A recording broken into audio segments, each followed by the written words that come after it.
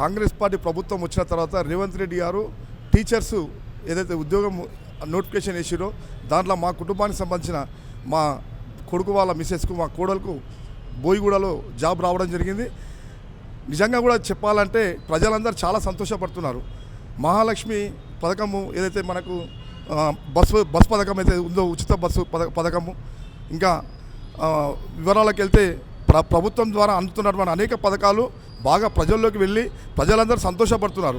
రేపు భవిష్యత్తులో రాబోయే కాలంలో కూడా కాంగ్రెస్ పార్టీని ఎన్నుకోవాలనే ఆలోచనతోటి రేవంత్ అన్న పరిపాలన బాగుందని చెప్పడం జరుగుతుంది పబ్లిక్ అంతా. మా కుటుంబానికి మాత్రం ఒక ఉద్యోగం మాత్రం టీచర్ ఉద్యోగం రావడం జరిగింది. రేవంత్ రెడ్డి గారి చేతుల మీదకి వెళ్ళి ఇక్కడే మనము నియామక పత్రం అందుకున్నటువంటి సందర్భాన్ని కూడా గుర్తు చేసుకుంటున్నాను నేను. ఇప్పుడు ఉచిత బస్సు పథకము, రేషన్ కార్డులు దాదాపు గత ప్రభుత్వము 10 సంవత్సరాలు వెళ్ళినప్పటికీ పెళ్ళిళ్ళు చేసుకొని వాళ్ళకు దాదాపు ఒక 10-12 ఏళ్ళ పిల్లలు అయినప్పటికీ కూడా వాళ్ళ దగ్గర ఒక రేషన్ కార్డు లేక ఎన్నో ఇబ్బందులు పాలవుతున్నటువంటి కుటుంబాలకు రేషన్ కార్డు ముఖ్యంగా ఇప్పుడు రేషన్ కార్డులు ఇవ్వడం ద్వారా చాలా సంతోషిస్తున్నారు. రేషన్ కార్డును బేస్ చేసుకొని ఇళ్ల స్థలాలు ఉన్న వాళ్ళు ఈరోజు ఇళ్ల స్థలాలకు కూడా అప్లై చేసుకున్నారు. 5 లక్షల రూపాయల పథకం కూడా వాళ్ళకు అందుతుంది కాబట్టి వాళ్ళు చాలా సంతోషపడుతున్నారు ప్రజలు. కేసీఆర్ గారిని అసలు కలవడానికే ఆయన ఓటేసిన ప్రజలకు అవకాశమే లేదు. ఇలా రేవంత్ అన్న డైరెక్ట్ ప్రజాపాలనను పెట్టించి ఈ ప్రజాపాలనలో అందరికీ సమస్యలు పరిష్కరించాలనే ఆలోచనతోటి ఇలా వివిధ భాగాలలో అధికారులు అయితేనేది, మంత్రులు అయితేనేది, ఎమ్మెల్యేలు అయితేనేది బాగా ఉరికిపిస్తూ ప్రజల్లోకి చొచ్చుకొని వెళ్తూ అనేక అభివృద్ధి కార్యక్రమాలు చేపడుతున్నటువంటి సంఘటనను కూడా మేము గుర్తు చేస్తున్నాను. నేను ఎవరు కేసీఆర్ గారు 24 గంటల కరెంట్ ఇప్పుడు కూడా వస్తుంది. 24 గంటల కరెంట్ అప్పుడు వచ్చింది, ఇప్పుడు వస్తుంది.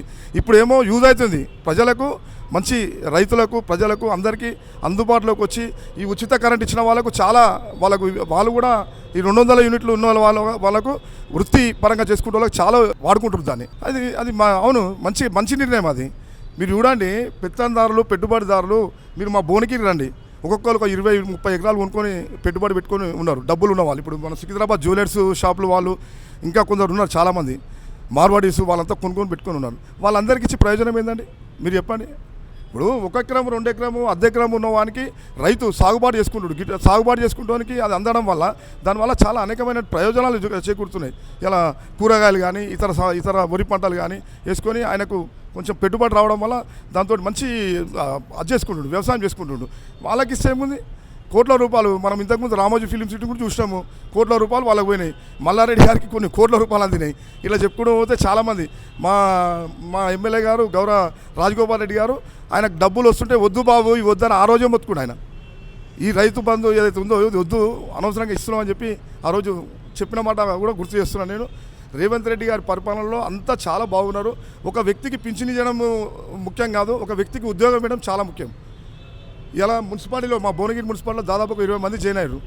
వాళ్ళకు ఉద్యోగాలు ఇట్లా నోటిఫికేషన్ ద్వారా వచ్చినాయి, కాంగ్రెస్ పార్టీ ఇచ్చిన నోటిఫికేషన్ ద్వారా వచ్చినాయి. వాళ్ళ కుటుంబం మొత్తం బాగుపడుతుంది కదా ఉద్యోగం వస్తే. అది మనం చూసేది. ఆయన కనీసం ఉద్యోగాల కోసం ఎంతోమంది నిరుద్యోగులు రోడ్ల పడి ఆ రోజు ధర్నాలు ఎన్నో కార్యక్రమాలు తీసుకున్నప్పటికీ కూడా ఏం చేయలేకపోయాడు కేసీఆర్ గారు. ఈరోజు మేమే విశ్వబ్రాహ్మణుల తరపున మేము కూడా మహేష్ కుమార్ గౌడ్ గారు పిసిసి అధ్యక్షుడు పిసిసి చీఫ్ గారు కూడా కలవడానికి వచ్చినాం. విశ్వబ్రాహ్మణుల సమస్యల మీద మేము చాలా పోరాటం చేసినాం.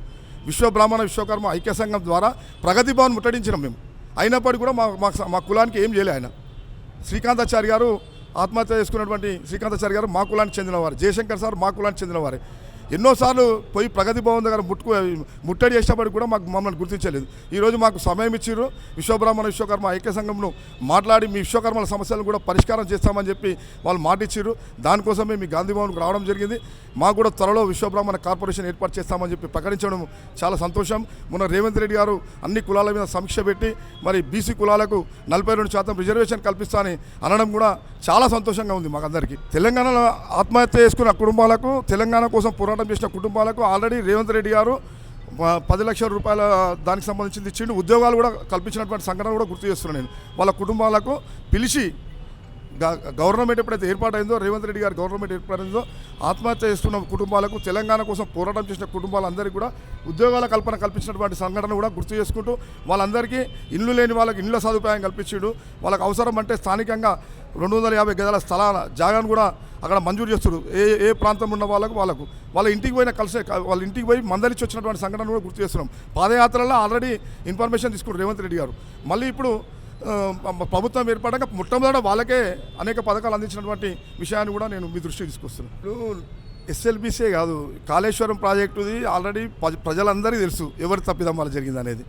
ఇది కూడా ఎస్ఎల్బీసీ కూడా కేసీఆర్ గారి తప్పిదం వల్ల జరిగింది అనేది బాజాప్తా ప్రజలందరికీ బీఆర్ఎస్ వల్ల జరిగింది అనేది. అలా అనవసరంగా వాళ్ళ ప్రాణాలు తిన్నాడు. ఈ కాంట్రాక్టు లోపము, ఆయన ఇచ్చినటువంటి అప్పటి కాంట్రాక్ట్ లోపము, ఆయన ఇచ్చినటువంటి తప్పుడు నిర్ణయాల వల్లనే ఎస్ఎల్బీసీ కూడా జరిగింది అనేది నా ఉద్దేశం.